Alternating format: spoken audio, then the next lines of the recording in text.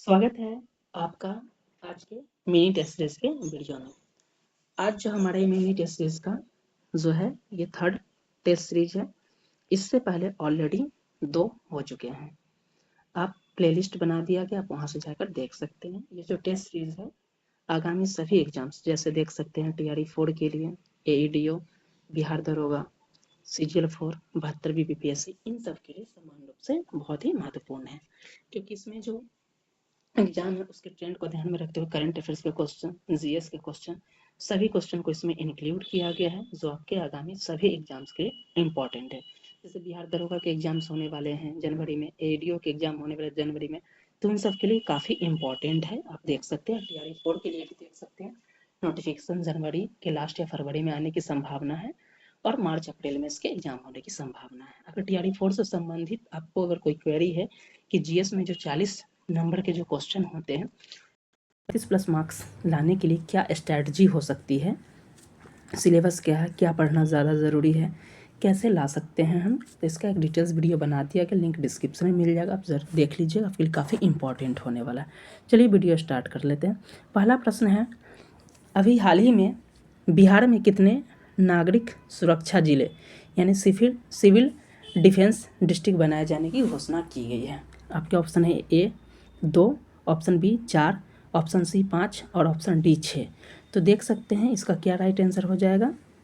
अभी ये न्यूज़ में था और इससे संबंधित जो डेली करंट अफेयर्स में इस टॉपिक को ऑलरेडी हमने डिटेल्स में डिस्कस किया है कि बिहार में जो है अभी जो है घोषणा किया गया है कि बिहार में जो है 2 सिविल डिफेंस ज़िले बनाए जाएंगे। और ये कौन कौन होंगे? तो एक है आपका गया जी है और दूसरा आपका मुंगेर हो जाएगा। तो ये ध्यान रख सकते हैं कि बिहार में 2 सिविल डिफेंस डिस्ट्रिक्ट बनाए जाएंगे और इसके साथ ही बिहार में जो सिविल डिफेंस ज़िलों की संख्या है पहले 28 थी और 2 नए बनाए गए हैं, तो टोटल इस ज़िलों की संख्या कितनी हो गई है?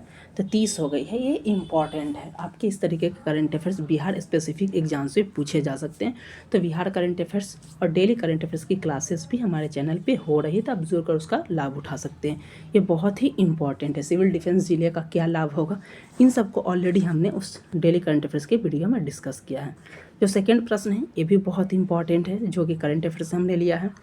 विश्व का चौथा ऊर्जा संग्रहालय, पावर म्यूजियम या एनर्जी म्यूजियम भारत के किस राज्य में बनेगा? आपके ऑप्शन दिए गए हैं A Bihar, option B Uttar Pradesh, option C Madhya Pradesh और ऑप्शन D नई दिल्ली। तो देख सकते हैं जो करंट अफेयर्स में होते हैं उन सबको ध्यान में रखते हुए ये आपके टेस्ट सीरीज को किया गया है। तो जो एनर्जी पार्क की बात की जा रही है, एनर्जी म्यूजियम की बात किया जा रहा है कि ये अब तक जो देख सकते हैं वर्ल्ड में 3 ही हैं और ये विश्व का चौथा बनाया जा रहा है और ये बिहार में बनाया जा रहा है। ये अपने आप में बिहार के लिए एक ऐतिहासिक उपलब्धि से कम नहीं है, क्योंकि ये बिहार का पहला के साथ साथ देश का पहला और विश्व का ये चौथा नंबर का होने वाला है ऊर्जा पार्क। तो विश्व में जो 3 है वो कौन है? तो एक देख सकते हैं, एक ऑस्ट्रेलिया में है, दूसरा आपका अमेरिका में है और तीसरा जर्मनी में और चौथा जो हो जाएगा ये बिहार के करबीगहिया में है। इस पॉइंट को भी ध्यान रखिएगा। तो यहाँ से आपसे पूछा जा रहा है कि विश्व का चौथा ऊर्जा संग्रहालय कहाँ पे बनाया जा रहा है? तो ये जो है बिहार में बनाया जा रहा है। इस पॉइंट को भी ध्यान रखिएगा। ऑलरेडी इसको भी हमने अपने डेली करंट अफेयर्स में डिस्कस किया है। नेक्स्ट देख सकते हैं, भारत के 53rd मुख्य न्यायाधीश कौन बनाए गए हैं? आपके ऑप्शन दिए गए हैं A justice Suryakant, option B justice BR Gavai, option C justice रामसी और ऑप्शन D इनमें से कोई नहीं। इसका राइट आंसर क्या हो जाएगा? तो आप सभी को पता होगा कि जो भारत के जो 52 नंबर के जो थे जस्टिस थे, मुख्य न्यायाधीश थे, ये 52 नंबर के थे BR गवई और 53rd नंबर के यहाँ पे पूछा जा रहा है ये जस्टिस सूर्यकांत हो जाएंगे। तो तीसरे नंबर प्रश्न का जो राइट आंसर हो जाएगा ऑप्शन नंबर A हो जाएगा। नेक्स्ट देख सकते हैं जो प्रश्न है कि अभी हाल ही में किस देश ने लिग्नोसेट नामक दुनिया का पहला लकड़ी का उपग्रह विकसित किया है? आपके ऑप्शन है A चीन, option B America, option C Japan और ऑप्शन D भारत। इसका राइट आंसर क्या हो जाएगा? इसका जो आंसर राइट हो जाएगा ऑप्शन नंबर C हो जाएगा। जापान के द्वारा इस तरीके के पहल विकसित की गई है, इस पॉइंट को ध्यान रखिएगा। नेक्स्ट चलते हैं प्रश्न की तरफ। 5वां नंबर प्रश्न है कि भारत में कुल रामसर साइट कितनी है, यानी कि भारत में कुल रामसर स्थलों की संख्या कितनी है? आपके ऑप्शन यहाँ पे दिए गए हैं A 94, B 96, C 99 और ऑप्शन D 97। तो बात किया जाए कि भारत में कुल रामसर स्थलों की संख्या की बात किया जाए तो पहले 94 था और 2 नए ऐड किए गए हैं कल ही, और इसमें भारत में रामसर स्थलों की संख्या जो अब वर्तमान में हो गई ये 96 हो गए हैं। ये 2 कौन से जोड़े गए हैं, ये दोनों इम्पॉर्टेंट है, जो कि 95 और 96 हो गए हैं। तो ये आपके एक हैं छत्तीसगढ़ से और एक जो है राजस्थान से जुड़े गए हैं, देख सकते हैं। और भारत जो है 96 रामसर स्थलों के साथ देख सकते हैं, ये जो है दक्षिण एशिया में सबसे ज़्यादा रामसर स्थल करने वाले में तीसरे स्थान पे हैं। और वही राज्य में पूछा जाए कि भारत में सबसे ज़्यादा रामसर स्थल कहाँ पे है, तो तमिलनाडु में। इस पॉइंट को देखिएगा कि सबसे ज़्यादा रामसर स्थल तमिलनाडु में 20 है। और देख सकते हैं ये 2 कि अभी हाल ही में कौन 2 जोड़े गए हैं, तो एक है 95 नंबर का जो है रामसर स्थल है कोपरा जिला से, जो कि छत्तीसगढ़ में है। और जो दूसरा है 96 नंबर का रामसर साइड सिलीसर झील है, सिलीसर झील राजस्थान के अलवर जिले में। तो टोटल जो देख सकते हैं भारत में रामसर स्थलों की टोटल संख्या कितनी हो गई है, 96 हो गई, जिसमें सबसे ज़्यादा देख सकते हैं तमिलनाडु में 20 है। तो इस पॉइंट को देख सकते हैं। तो देख सकते हैं करंट अफेयर्स के साथ साथ जो भी इंपॉर्टेंट करंट अफेयर्स है सभी को इस करंट अफेयर्स में इंक्लूड किया गया है। तो एक आपके लिए काफ़ी इंपॉर्टेंट टेस्ट सीरीज हो जाता है, चाहे आप किसी भी एग्जाम में अपीयर हो रहे हैं। नेक्स्ट है, अब यहाँ से हम लोग देख लेते हैं, साइंस भी है प्रश्न इसमें हिस्ट्री के भी प्रश्न है, सभी प्रश्न को इसमें इंक्लूड किया गया है। अगर प्रश्न की बात किया जाए कि बैक्टीरियोफेज द्वारा एक जीवाणु से दूसरे जीवाणु में डीएनए स्थानांतरण को क्या कहते हैं। आपके ऑप्शन है transduction, option B mutation, option C पाश्चुरीकरण और ऑप्शन डी इनमें से कोई नहीं। तो बताया ज़रा कि बैक्टीरियोफेज के द्वारा अगर मान लेते एक जीवाणु ए है और एक जीवाणु ए है, इन दोनों के बीच में जो डीएनए का स्थानांतरण होता है ये क्या कहलाता है, तो इसे जो कहलाता है इसे ट्रांसडक्शन कहते हैं। और इसे जो है हिंदी में पारगमन या फिर संक्रमण के नाम से भी जाना जाता है। तो बैक्टीरियोफेज द्वारा एक जीवाणु से दूसरे जीवाणु में, यानी एक बैक्टीरिया से दूसरे बैक्टीरिया में जो डीएनए का स्थानांतरण किया जाता है उसे ट्रांसडक्शन कहते हैं। इस पॉइंट को भी ध्यान रखिएगा। नेक्स्ट है, आपसे पूछा जा रहा है 7th नंबर प्रश्न, जल में घुलनशील विटामिन कौन सा है। आपके ऑप्शन है A C, option B vitamin B, option C जो है दोनों, और ऑप्शन डी इनमें से कोई नहीं।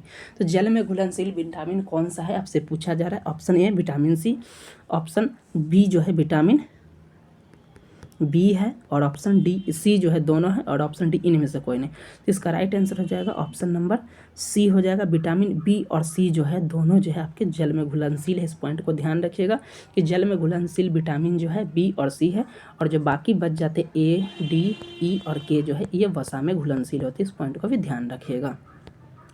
नेक्स्ट है, पूछा जा रहा है कि लौंग के तेल का एक प्रमुख घटक है। आपके ऑप्शन है कि लौंग का जो तेल बनाया जाता है इसका प्रमुख घटक कौन सा है।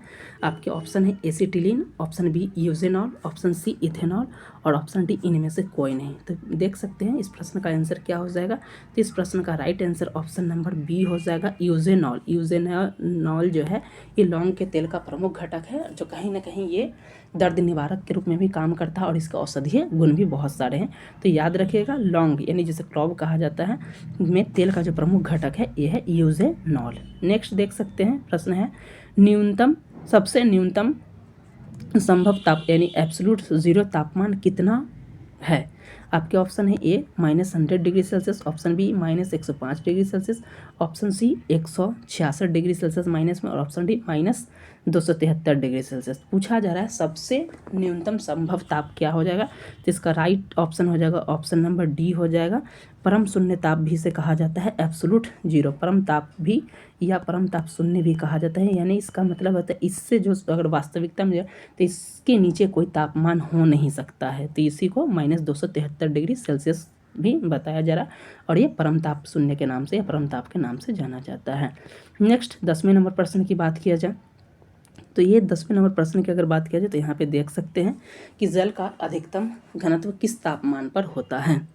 आपके ऑप्शन है A 4 degree Celsius, option B 5 degree Celsius, option C 0 degree Celsius, और ऑप्शन डी है 273 डिग्री सेल्सियस। दोस्तों देख सकते हैं अभी हाल ही में आप सभी को पता होगा कि TRE 4 के लिए लगातार कुछ न कुछ न्यूज़ आ रहा है कि आपके TRE 4 के लिए नोटिफिकेशन पहले बात किया जा रहा था कि दिसंबर में आने वाला, अब डिले है इस जनवरी लास्ट या फरवरी तक आपको देखने को मिल सकता है। मे भी फॉर्म फिलअप आपके फरवरी तक हो जाए, और एग्ज़ाम की बात किया जाए तो फरवरी में है ही होगा ही नहीं, क्योंकि मैट्रिक और इंटर के एग्ज़ाम होते तो एग्ज़ाम आपके मार्च लास्ट या फिर अप्रैल में होने की संभावना है। तो आप देख सकते हैं अगर इन सब की तैयारी करना चाहते हैं, जैसे TRE 4 हो, 72 BBPSC हो, CGL 4 हो, तो इन सब की तैयारी हमारे चैनल पे GS के करंट अफेयर्स की क्लासेस हो रही, साथ ही लेटेस्ट जॉब नोटिफिकेशन हो तो वो भी आपको दी जाती है।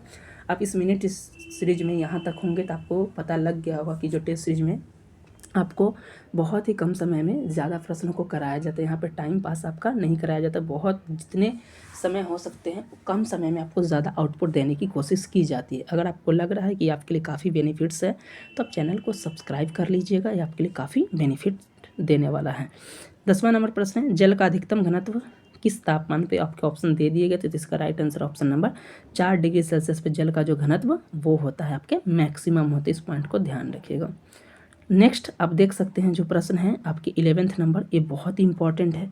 अभी आप सब ने SIR सर का जिक्र सुना होगा, जो कि बिहार इलेक्शन में ये यूज किया गया था और उसी का कहीं ना कहीं बताया भी गया था कि बिहार के बाद से भारत के कई राज्यों में किए जाएंगे। तो SIR है क्या? ये कहीं ना कहीं आर्टिकल जो है ये बताता है। आपसे ये भी पूछा जैसा किस आर्टिकल को डिनोट करता है, और जो प्रश्न है उसी से रिलेटेड है। प्रश्न है मताधिकार यानी मत देने का अधिकार का वर्णन भारतीय संविधान के किस अनुच्छेद में? आपके ऑप्शन है आर्टिकल 326, आर्टिकल बी अगर बात किया जाए 336, ऑप्शन सी है 362 और ऑप्शन डी है 346। तो देख सकते हैं कि SIR जो हो रहा है कहीं ना कहीं ये जो है इसका संबंध जो है आर्टिकल जो है 326 से हो जाता है, क्योंकि आर्टिकल 326 जो है ये आर्टिकल 326 जो है आपके जो ये बताता है क्या चीज़ को बताता है? तो ये बताता है कि मत देने के अधिकार को बताता है कि मत देना, और आर्टिकल 326 का प्रयोग करके ही कहीं ना कहीं देख सकते हैं उसका लिंक कहीं ना कहीं SIR सर से हो जाता है, जिसका प्रयोग करके नए मतदाता सूची का प्रयोग किया जा रहा है। और इसका मतलब SIR का मतलब हमने इसका वीडियो भी ऑलरेडी डिस्कस किया था। इसका सामान्य मतलब होता है कि कोई योग्य मतदाता नहीं छूटे मतदान की प्रक्रिया से और अयोग्य इसमें शामिल नहीं हो जाए। इस चीज़ को ध्यान रखने के लिए SIR कराया जाता है, और ये जो है आपके जो है भारतीय निर्वाचन आयोग का ये अधिकार है, और इसके लिए आर्टिकल 326 का प्रयोग करता है। कहीं ना कहीं वो मताधिकार के अधिकार आर्टिकल 326 को डिनोट करता है। नेक्स्ट है प्रश्न 12वां नंबर कि वन अनुसंधान संस्थान फॉरेस्ट रिसर्च इंस्टीट्यूट कहाँ अवस्थित है? आपके ऑप्शन है A Patna, option B Belauri, option C Ranchi और ऑप्शन डी देहरादून। इस प्रकार के प्रश्न आपने देखा होगा BPSC के प्रीवियस ईयर में भी पूछा गया है। तो देख सकते हैं यहाँ पे जो ही प्रश्न आपको दिए जा रहे हैं कहीं ना कहीं आपके एग्जाम्स में पूछे गए हैं, वहीं से करके दिया जा रहा है, ताकि बिहार दरोगा हो, TRE 4 हो, कहीं भी अगर GS के इस प्रकार के प्रश्न पूछे जाते तो आप उस चीज़ को कर पाए। तो इसका राइट आंसर जो उत्तराखंड के देहरादून में ये वन अनुसंधान संस्थान अवस्थित है। नेक्स्ट है आपका भारतीय गन्ना अनुसंधान संस्थान कहाँ पे अवस्थित है? तो आपके ऑप्शन है ये Kolkata, option B Delhi, option C Lucknow और ऑप्शन डी पटना। तो इसका राइट आंसर आप सभी को पता चला हो गया होगा, क्योंकि आंसर पहले ही आ गया था। तो इसका राइट आंसर जो ऑप्शन नंबर सी हो जाएगा, लखनऊ में ये अवस्थित है। नेक्स्ट है चौबेष्टी से संबंधित प्रश्न है, निम्नलिखित में से किस इतिहासकार को सुल्तान मोहम्मद बिन तुगलक ने दिल्ली का काजी नियुक्त किया था? आपके option A Ibn Battuta, option B Ziauddin Barani, option C Shams Siraj Afif और ऑप्शन डी इनमें से कोई नहीं। तो प्रश्न पूछा जा रहा है कि जो मोहम्मद बिन तुगलक है उन्होंने किसे दिल्ली का काजी नियुक्त किया गया था? आपके ऑप्शन दिए गए हैं। तो इसका राइट आंसर अगर पता है तो आप लोग भी आंसर दे सकते हैं। तो इसका राइट आंसर हो जाएगा option number A Ibn Battuta को जो है मोहम्मद बिन तुगलक ने दिल्ली का काजी नियुक्त किया था। ये इंपॉर्टेंट प्रश्न है, एग्जाम से पूछेगा और पूछे जाने की भी संभावना है। नेक्स्ट है RBC से संबंधित है कि बहुत अधिक ऊंचाई पर जाने पर मनुष्य की लाल रुधिर कणिका के संबंध में क्या होता है? आपके ऑप्शन है RBC का आकार बढ़ जाता है, ऑप्शन बी RBC का आकार छोटा हो जाता है, ऑप्शन सी RBC की संख्या बढ़ जाती है और ऑप्शन डी RBC की संख्या घट जाती है। तो ये अगर इस प्रश्न को थोड़ा चेंज करेगा तो आपको बोला जाएगा कि अगर पहाड़ी इलाकों में जाने पे या ऊंचे स्थान पे चढ़ने पे RBC का क्या होगा। तो जैसे ही आप सभी को पता होगा कि जैसे ही आप पहाड़ी क्षेत्र में जाए या ऊंचाई पे बढ़िएगा तो वायुमंडलीय दाब जो हो जाता है कम होने लगता है, और हमें शरीर को क्या होता है जो होता है ये ऑक्सीजन की ज़रूरत होती है, लेकिन वहाँ पे वायु दबाव कम होने के कारण ऑक्सीजन की आपूर्ति भी कम होने लगती है। और शरीर में जो हमारा हीमोग्लोबिन है जिसमें आरबीसी रहता है, उस चीज़ को क्या किया जाता है, उसकी पूर्ति करने के लिए जो हमारा शरीर क्या करने लगता है, आरबीसी का जो है उत्पादन क्या करने लगता है, बढ़ाने लगता है। तो इससे कारण क्या होता है, आरबीसी की संख्या बढ़ने लगती है, बहुत ज़्यादा बढ़ने लगती है, और नहीं मिलता है तो यही आरबीसी क्या क्या होता है, हमारे नाक से बाहर आने लगता है। तो इसीलिए क्या किया जाता है, उपाय दिया जाता है, उन्हें ऑक्सीजन सिलेंडर लेके जाया जाता है, ताकि जो वायुमंडलीय दबाव कम हो रहा है तो उस चीज़ को मैनेज किया जाए और जो है आरबीसी की संख्या को मैनेज किया जाए। क्यों? क्योंकि आपको अगर ऑक्सीजन कम मिलेगा तो आरबीसी की संख्या बढ़ने लगेगी, आरबीसी की संख्या बढ़ जाएगा तो ये संख्या बढ़ते बढ़ते आपके नाक से इन सब से बाहर निकलने लगेगा। तो बहुत अधिक ऊंचाई जाने पर जो है मनुष्य की आरबीसी जो है ये इसकी संख्या बढ़ जाती है। ऑप्शन नंबर सी हो जाएगा, इस पॉइंट को ध्यान रखिएगा। नेक्स्ट है, आपसे पूछा जा रहा चुंबकीय क्षेत्र की इकाई क्या है। 16 नंबर प्रश्न में आपके ऑप्शन है A Tesla, option B volt, option C newton और ऑप्शन डी वाट। इस प्रकार के प्रश्न ऑलरेडी एग्जाम से पूछे गए हैं। पूछा जाए चुंबकीय क्षेत्र की इकाई क्या है, तो ये हो जाएगा चुंबकीय क्षेत्र की जो इकाई है ये है टेस्ला। इस पॉइंट को ध्यान रखिएगा, पूछा जाता है। नेक्स्ट है आपसे बहुत ही इंपॉर्टेंट है, गोरिल्ला युद्ध प्रणाली के संबंध में शिवाजी का अग्रगामी किसे माना जाता है, यानी कि शिवाजी से पहले, शिवाजी भी बहुत इसमें माहिर थे, औरंगजेब के द्वारा इन्हें पहाड़ी चूहा कहा जाता था। तो बताया जा रहा है कि इनसे पहले यानी कि गोरिल्ला युद्ध का शिवाजी का अग्रगामी किसे कहा जाता है, ये प्रश्न पूछा है। आपके ऑप्शन है मलिक छज्जू, ऑप्शन बी मलिक साहब, ऑप्शन बी मलिक साहब और ऑप्शन सी जो है मलिक अंबर, ऑप्शन डी है मलिक अंबर। तो इसका राइट आंसर क्या हो जाएगा, तो इसका राइट आंसर जो ऑप्शन नंबर सी हो जाएगा, मलिक अंबर को जो है शिवाजी का अग्रगामी कहा जाता है। किस कंटेक्स्ट में, तो गोरिल्ला युद्ध के कंटेक्स्ट में। इस पॉइंट को ध्यान रखिएगा। यदि आपको इसका पीडीएफ चाहिए तो इसके लिए आप हमारे टेलीग्राम को ज्वाइन कर लीजिएगा, लिंक डिस्क्रिप्शन में मिल जाएगा और वहाँ से आप इसके पीडीएफ को प्राप्त कर सकते हैं। नेक्स्ट देख लेते हैं, 18 नंबर क्वेश्चन है। इस मेन टेस्ट सीरीज के अंदर टोटल हम लोग जो है 25 क्वेश्चंस को डिस्कस कर रहे हैं। अगर आप यहाँ तक क्वेश्चंस को देख रहे होंगे तो आपको आइडिया लग रहा होगा कि ये काफ़ी इंपॉर्टेंट टेस्ट सीरीज है, कहीं ना कहीं आपके लिए काफ़ी इंपॉर्टेंट है। तो अगर आपको बेनिफिट्स हो रहा है और ऑलरेडी आपने अगर मिनी टेस्ट सीरीज 1, 2 नहीं देखा या डेली करंट अफेयर्स के वीडियो नहीं देख पा रहे तो ज़रूर देख लीजिए, और दोनों जो मिनी टेस्ट सीरीज है उसको भी ज़रूर आप देख लीजिएगा, आपके लिए काफ़ी इंपॉर्टेंट है। उसके अलावा बिहार दरोगा का फुल लेंथ टेस्ट सीरीज चलाया गया है, आप वहाँ से भी जाकर उसे देख सकते हैं। नेक्स्ट है, मूल कर्तव्य को भारत के संविधान में शामिल करने का विचार किस देश से लिया गया है। आपके ऑप्शन है ए ब्रिटेन, ऑप्शन बी सोवियत संघ रूस, ऑप्शन सी अमेरिका और ऑप्शन डी आयरलैंड। इसमें पूछा जा रहा है कि जो है आपके जो है फंडामेंटल ड्यूटीज, मूल कर्तव्य हमने कहाँ से लिया है। ये सब तो आप सबको पता ही होगा क्योंकि बहुत आसान है, इंडियन पॉलिटी में कई बार ये आया है और एग्जाम्स में आएगा। तो इसका right answer option number B जो है सोवियत संघ रूस से जो है आपका जो है क्या लिया गया है, ये मूल कर्तव्य लिया गया। अगर बात किया जाए कि ब्रिटेन से क्या लिया गया, तो ब्रिटेन से सबसे इम्पॉर्टेंट जो देख सकते हैं, जो हमारा एकल नागरिकता का जो प्रावधान है, कहीं ना कहीं ये कहाँ से लिया गया है, ये ब्रिटेन से लिया गया है। वही देख सकते हैं अमेरिका की बात किया जाए तो फंडामेंटल राइट्स जो अमेरिका से लिया गया है, जुडिशियल एक्टिविज्म हो गया, जुडिशियल रिव्यू हो गया, ये सारी चीज़ें जो है अमेरिका से लिया गया है। और जो आयरलैंड से लिया गया है, ये सारे देख सकते हैं ये आपके डीपीएसपी आयरलैंड से लिया गया है। वैसे भारतीय संविधान की विशेषता, किस देश से कौन सा प्रावधान लिया गया, ऑलरेडी इसका वीडियो बना दिया गया हमारे चैनल पे, आपने अगर नहीं देखा तो जाकर देख लीजिएगा, आपके लिए काफ़ी इंपॉर्टेंट ये होने वाला है। नेक्स्ट 19 नंबर प्रश्न को देखा जाए, पूछा जा रहा है कॉफ़ी की प्राप्ति हमें किससे होती है। आपके ऑप्शन है ए तना से, ऑप्शन बी जड़ से, ऑप्शन सी पत्ते से और ऑप्शन डी जो है बीज से। तो क्या हो सकता है, कॉफ़ी की प्राप्ति हमें कहाँ से होती है। तो कॉफ़ी अगर पीते होंगे तो आप सभी को पता होगा कि वो बीजनुमा होता है। तो कॉफ़ी की प्राप्ति जो हमें होती है वो किस चीज़ से होती है, वो बीज से होता है। ऑप्शन नंबर डी उसका राइट हो जाएगा। नेक्स्ट देख सकते हैं, ये मॉडर्न हिस्ट्री से संबंधित प्रश्न है। यहाँ पे बताया जा रहा है फादर ऑफ इंडियन अनरेस्ट किसे कहा जाता है। आपके ऑप्शन है ए महात्मा गांधी, ऑप्शन बी बाल Gangadhar Tilak, option C Subhash Chandra Bose, option D जो है विंस्टन चर्चिल। तो इसका राइट आंसर जो आप सभी को बाल गंगाधर तिलक, और जो है आप सभी को पता होगा वेलेंटाइन सिरोल के द्वारा जो है भारतीय अशांति का जनक भी जो है बाल गंगाधर तिलक को ही कहा गया था। तो इस पॉइंट को ध्यान रखिएगा, फादर ऑफ इंडियन अनरेस्ट, भारतीय अशांति भी का जनक जो है वेलेंटाइन सिरोल के द्वारा बाल गंगाधर तिलक को कहा गया था। इस प्रश्न का राइट आंसर जो ऑप्शन नंबर बी हो जाएगा, फादर ऑफ इंडियन अनरेस्ट ये किसे कहा जाता है, बाल गंगाधर तिलक को कहा जाता है। नेक्स्ट है आपके प्रश्न नंबर है 21, 21वां नंबर प्रश्न है 21 नंबर, किस शासक के शासनकाल को चित्रकला का स्वर्ग कहा गया है? स्वर्ग या स्वर्ण युग कहा गया, ये भी पूछा जा सकता है। आपके option A Humayun, option B Akbar, option C Jahangir और ऑप्शन डी शाहजहां। तो इस प्रश्न का क्या राइट आंसर हो जाएगा कि किस शासक के शासनकाल को चित्रकला का स्वर्ग या आपसे पूछा जा सकता है स्वर्ण युग कहा गया है। इस पॉइंट को ध्यान रखिएगा। ये क्या हो जाएगा आपके number option number C, Jahangir के काल को जो है जो मुगल काल में इसमें जो चित्रकला का स्वर्ण युग कहा गया है। नेक्स्ट देख सकते हैं 22वां नंबर प्रश्न है, आर्य समाज के संस्थापक कौन थे?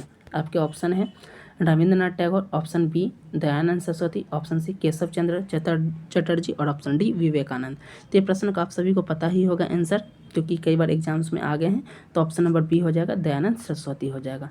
नेक्स्ट 23rd नंबर क्वेश्चन है कि ब्लैक फॉरेस्ट कहाँ अवस्थित है? तो देख सकते हैं कि इसमें ज्योग्राफी, हिस्ट्री, करंट अफेयर्स सभी के प्रश्न को यहाँ पे इंक्लूड किया गया है। तो ब्लैक फॉरेस्ट के कंटेक्स्ट में पूछा जा रहा है कि ब्लैक फॉरेस्ट कहाँ पे है। आपके ऑप्शन है A France, option B Germany, option C रूस और ऑप्शन डी स्विट्जरलैंड। तो इस प्रश्न का राइट आंसर हो जाएगा ऑप्शन नंबर बी, जो ब्लैक फॉरेस्ट है ये जर्मनी में है। नेक्स्ट है 24th नंबर क्वेश्चन। यहाँ प्रश्न आपके इकोनॉमिक्स से हो जाता है, जिसमें बैंकिंग सेक्टर है वहाँ से, कि भारत का पहला बैंक कौन सा था? आपके ऑप्शन है Bharatiya state bank, option B Allahabad bank, option C bank of Hindustan और option D PNB Punjab national bank. तो भारत का पहला बैंक कौन सा था, ये प्रश्न है। तो इसमें इसका right answer option number C हो जाएगा, बैंक ऑफ हिंदुस्तान जो है भारत का पहला बैंक था। इस पॉइंट को ध्यान रखिएगा। नेक्स्ट है जो लास्ट क्वेश्चन है आज का टेस्ट सीरीज का, देख सकते हैं इंडियन पॉलिटी से संबंधित है।